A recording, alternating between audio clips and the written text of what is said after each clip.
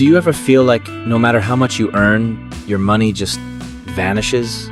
You work hard, get that paycheck, maybe treat yourself a little, and then suddenly you're wondering where it all went. That's what happens when your money doesn't have a plan. The truth is, a financial plan isn't just for rich people or investment experts. It's something every person needs, whether you earn $500 or $5,000 a month. Because without a plan, your money controls you instead of you controlling your money. In this video, we're breaking down exactly how to build a solid financial plan in your 20 seconds, 30 seconds, or 40 seconds. No complicated jargon, no boring spreadsheets, just practical steps that work in real life. So grab a coffee and let's start building your path to financial freedom. Step 1. Understand where you are right now. Before you go anywhere, you have to know your starting point. Think of this step as your financial health checkup. Start by listing 4 things: your monthly income, your total monthly expenses, any outstanding debts, your current savings, or investments. It's okay if your numbers don't look great. This is about awareness, not judgment. Most people skip this step because they're afraid of what they'll find. But you can't fix what you don't measure. For example, let's say you earn $2,000 a month, spend $1,700, and have $300 left. That $300 is your opportunity. That's where you can start saving or investing. If your expenses are higher than your income, it's time to cut back or find ways to increase your earnings. But the first step is seeing the truth on paper. Step 2. Set clear and realistic financial goals. A financial plan without goals is like trying to drive somewhere with no destination. You'll waste fuel, time, and energy.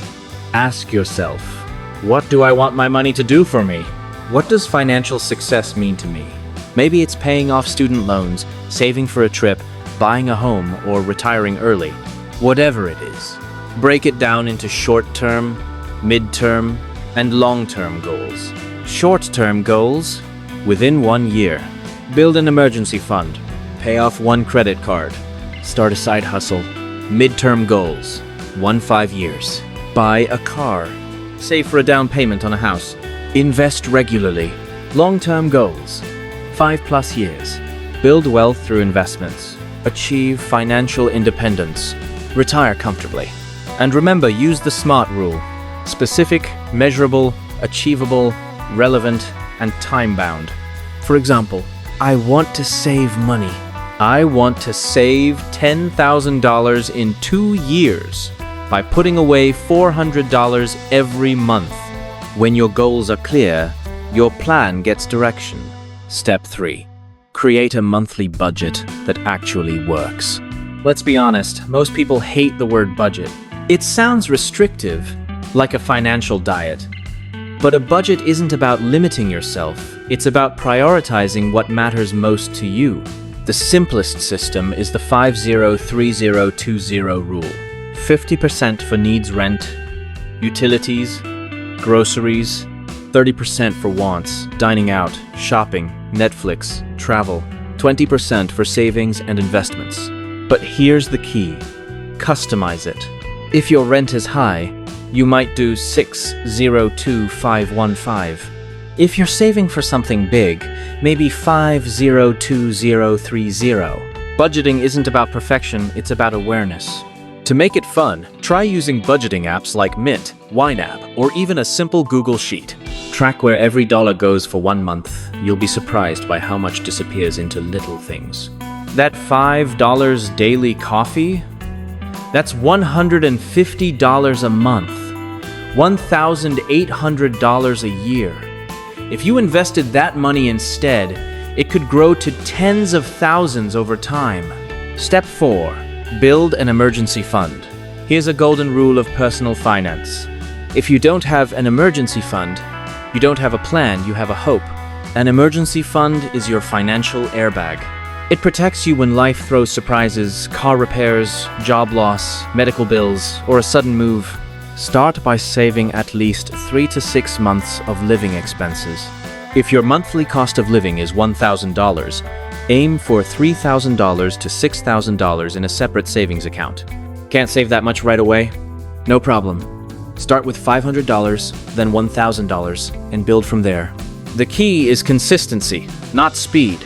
Even saving $25 a week adds up over time. Remember, it's not about how much you earn, it's about how prepared you are. Step 5. Tackle your debt strategically. Debt can be one of the biggest barriers to financial freedom, especially high-interest debt like credit cards or payday loans. The first step is to list all your debts, how much you owe, your interest rates, and your minimum monthly payments.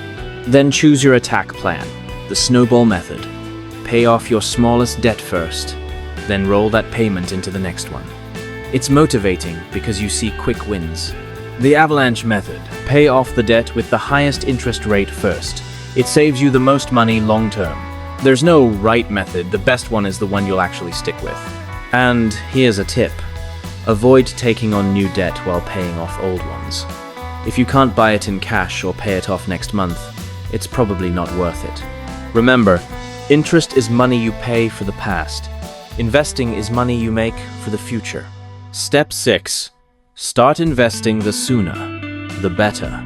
If you want your money to grow, investing is where the magic happens. When you invest, you make your money work for you instead of trading your time for money forever. If you're in your 20 seconds, you have time on your side.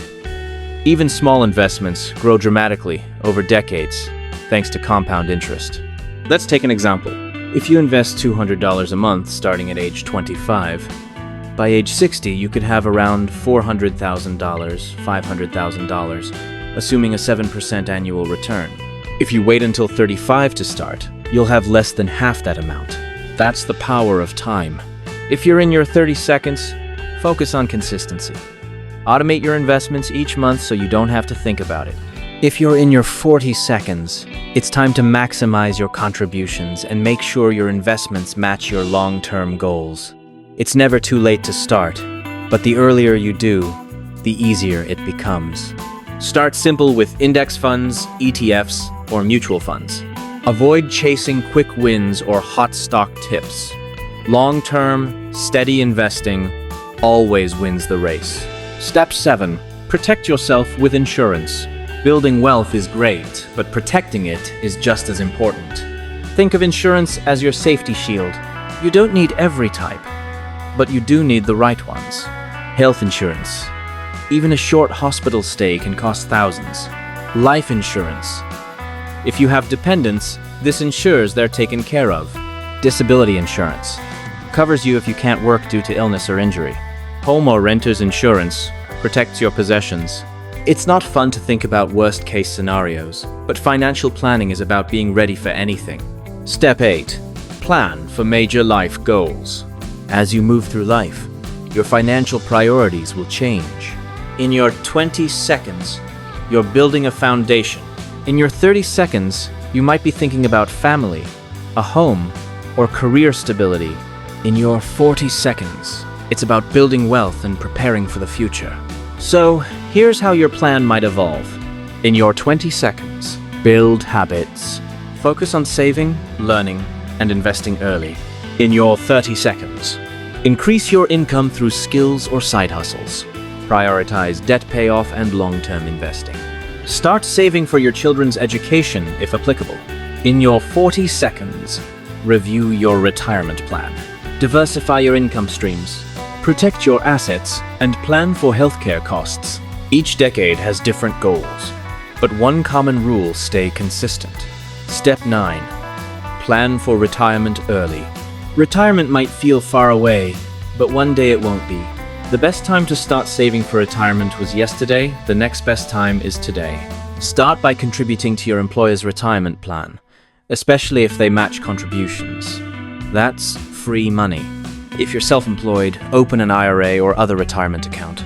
A good rule of thumb: save at least 10-15% of your income for retirement. If that feels too much, start with 5% and increase it each year. The secret isn't timing the market, it's time in the market. The earlier you invest, the more your money compounds over the years. Step 10. Keep learning about money. Your financial plan is only as strong as your financial knowledge. The more you learn, the more confident you'll feel. Read one finance book every few months, something like Rich Dad, Poor Dad, The Millionaire Next Door, or The Psychology of Money. Follow personal finance channels, listen to podcasts, or join online communities.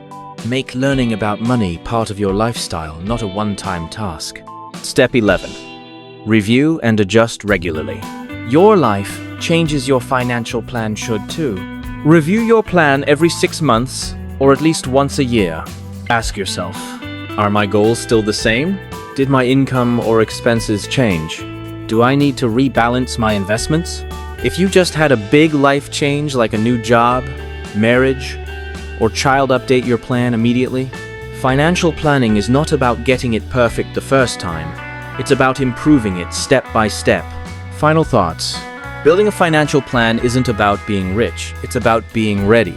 It's about creating stability, peace of mind, and freedom. Whether you're 25 or 45, it's never too early or too late to start. Start by understanding your money. Set goals that matter to you. Build your safety net and invest for your future. And remember, wealth isn't built overnight. It's built through small, smart decisions made consistently over time. So take one step today, however small, toward your financial freedom. If you found this helpful, hit the like button, subscribe for more personal finance content, and comment below. What's your next financial goal? Because when you write it down, that's the first step toward making it real.